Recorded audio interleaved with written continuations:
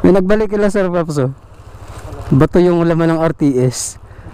Parang yung cellphone eh. Pagbukas nila naman, ano eh, yung talk mismo.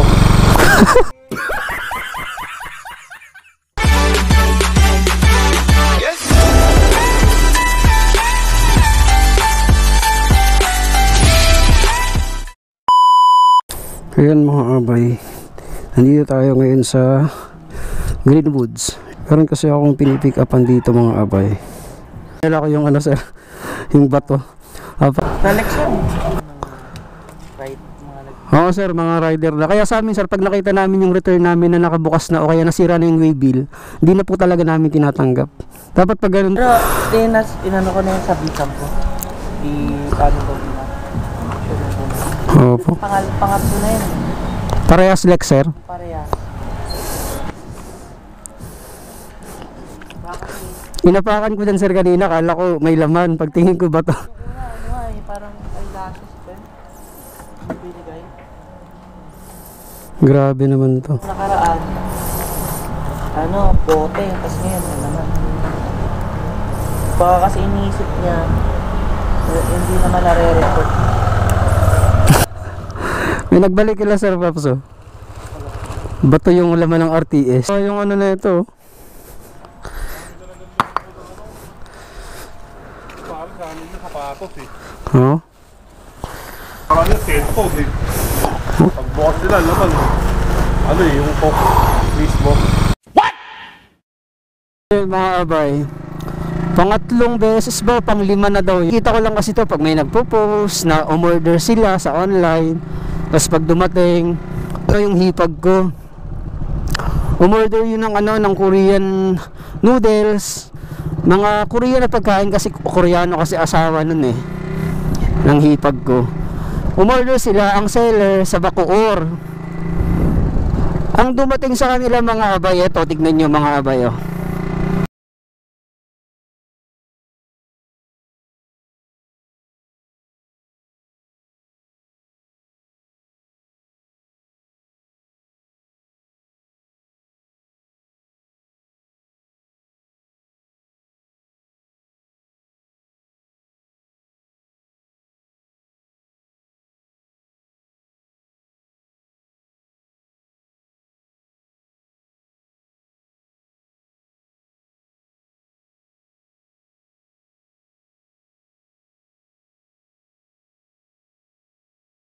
Ayan yung dumating sa kanila.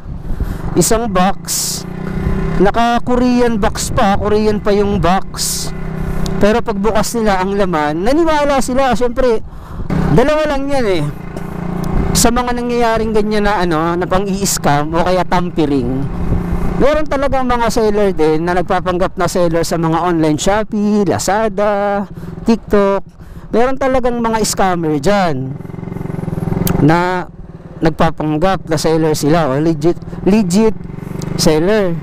Pero karamihan dyan mga abay, lalong lalo na yung mga walang ratings, yung mga walang reviews o yung mabababa ang reviews, mga scammer talaga yan. Yan yung una, may mga seller talagang scammer.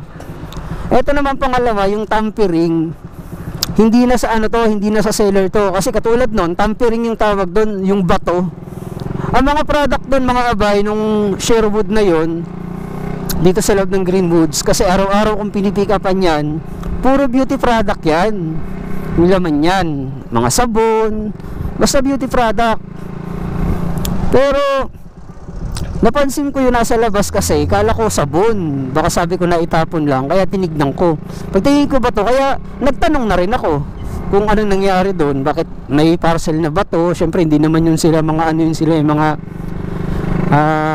ano ba tawag dito, mga disente na hindi naman yung gagawa-gawa lang ng kung anong kwento o biro. Talagang ano, talagang tampering yung nangyari.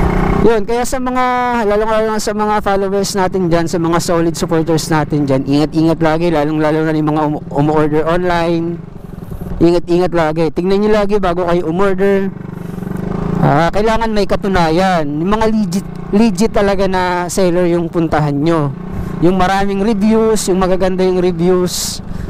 maganda yung ratings para iwas scam tayo, iwas sa mga ganon. Kasi kawawa naman, katulad nga nung hipag ko, buti na lang yun yung hipag ko, kasi kahit paano may pera at hindi rin naman sila pinagpasa Diyos na lang din nila, wala na silang nagawa doon. Yun lang, hanggang post lang, pero hindi naman talaga matitrace yun kung sino talaga yung may gawa nun. Yun lang naman mga abay.